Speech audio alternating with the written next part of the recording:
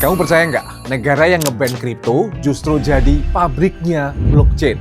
Cina larang kripto, tapi anehnya justru banyak kripto gede lahir dari sana. Kok bisa ya?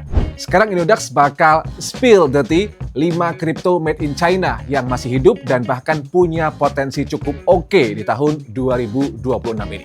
Pertama ada NIO. Kripto ini sering disebut sebagai Ethereum-nya China. Fungsinya itu buat smart contract dan bikin aplikasi di blockchain. Bedanya nih, NIO dari awal udah mikirin soal regulasi dan identitas digital. NIO yang awalnya diluncurkan dengan nama N-Shares pada tahun 2014 telah berevolusi atau berubah menjadi ekosistem blockchain yang komprehensif. Di tahun 2025 lalu, NIO N3 hadir dengan performa yang jauh meningkat dan mendukung hingga 10.000 transaksi per detik atau TPS. Kedua, VeChain atau dengan kode listingnya VET atau FET. Kalau yang ini bukan sekedar kripto biasa. Proyek kripto VeChain ini dipimpin oleh Sunny Liu, mantan CIO Louis Vuitton China. VeChain dipakai buat tracking barang di dunia nyata, mulai dari logistik, supply chain, sampai produk branded. Mulai dari Walmart China, BMW, dan DNV GL. Platform ini memungkinkan pelacakan real-time setiap produk dari pabrik hingga konsumen akhir, mengurangi pemalsuan dan memastikan keaslian produk. Makanya, banyak yang bilang ini salah satu proyek kripto yang benar-benar kepakai. Made in China yang ketiga, Conflux atau dengan kode listingnya CFX. Jadi Conflux itu proyek yang langka karena lahir di Beijing plus dapat dukungan langsung dari regulator lokal. Teknologi Conflux menggabungkan Proof of Work dan Proof of Stake dalam sistem 3GRAP alias kecepatan transaksi yang jauh lebih tinggi dibandingkan blockchain lainnya.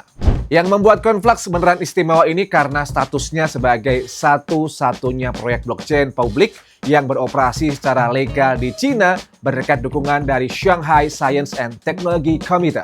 FYI, di tahun 2025, Conflux telah berkembang pesat dengan dukungan untuk aplikasi DeFi, NFT, dan juga Metaverse.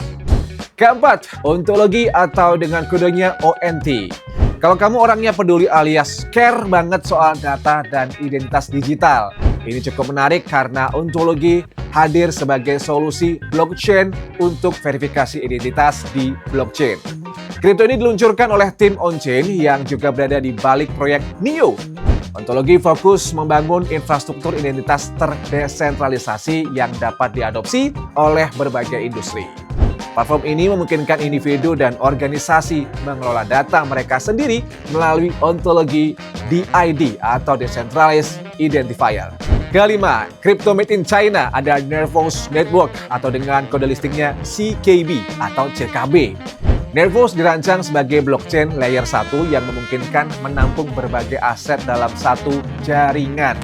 Di tahun 2025, Nervos telah mengembangkan Godwoken V2, solusi layer 2 atau layer 2 berbasis rollup yang meningkatkan throughput hingga 100 kali dengan biaya transaksi minimal.